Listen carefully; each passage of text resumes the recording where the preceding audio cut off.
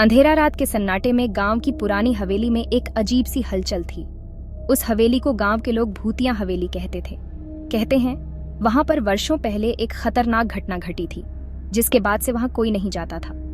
राहुल, जो शहर से नया नया गांव आया था, उसने इन कहानियों को मजाक समझा और अपने दोस्तों के साथ हवेली में जाने की ठानी।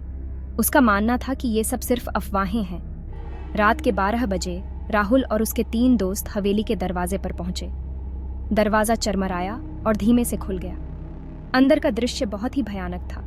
जालों से ढकी दीवारें, टूटी हुई खिड़कियां और एक भारी भारी सी सन्नाटे की आवाज। जैसे ही वे अंदर गए, हवेली का दरवाजा जोर से बंद हो गया। वे सब घबरा गए। राहुल ने कहा, घबराओ मत, ये सिर्फ हवा का असर है। लेकिन उसके दोस्तों के चेहरों पर डर साफ झलक रहा था। उन्होंने जैसे ही हवेली की पहली मंजिल पर कदम रखा, एक अजीब सी आवाज गूंजने लगी। कौन है वहां?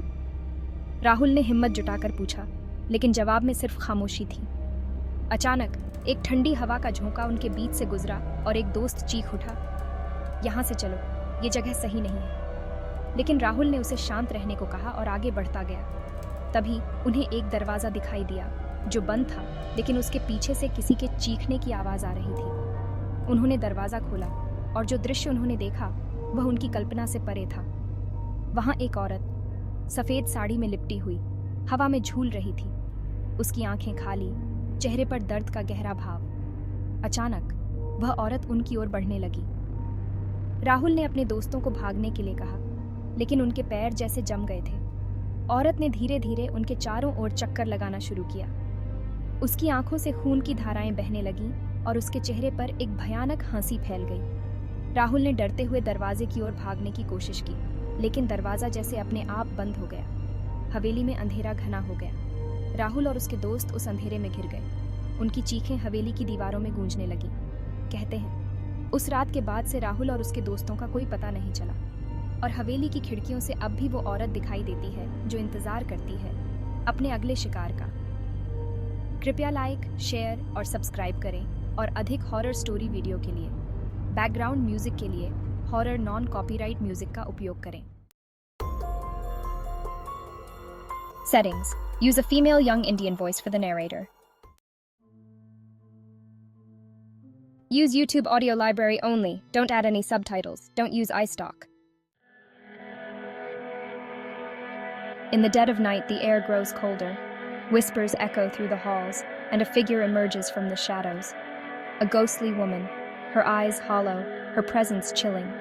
She moves with an eerie grace, her sorrow palpable. The legend speaks of her tragic past, a tale of love and loss. In this moment, she is more than a ghost. She is a reminder of the pain that lingers, even beyond death.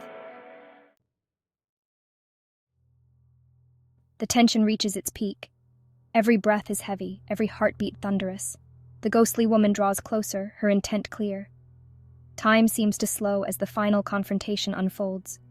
Fear grips the heart, but there is also a strange sense of resolution. In these final moments, the truth is revealed. The past and present collide, and the cycle of haunting is broken. Silence falls, and the air begins to warm. The ghostly presence dissipates, leaving behind a sense of peace. The once haunted halls now stand empty, but the memories remain.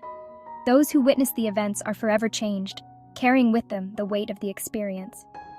The story of the ghostly woman will be told, a cautionary tale of love, loss, and the thin veil between life and death. As the story comes to a close, we are reminded of the power of the past. Its echoes shape our present and guide our future. If you have ever felt the touch of the unknown, share your story. Let us remember those who came before and honor their memories.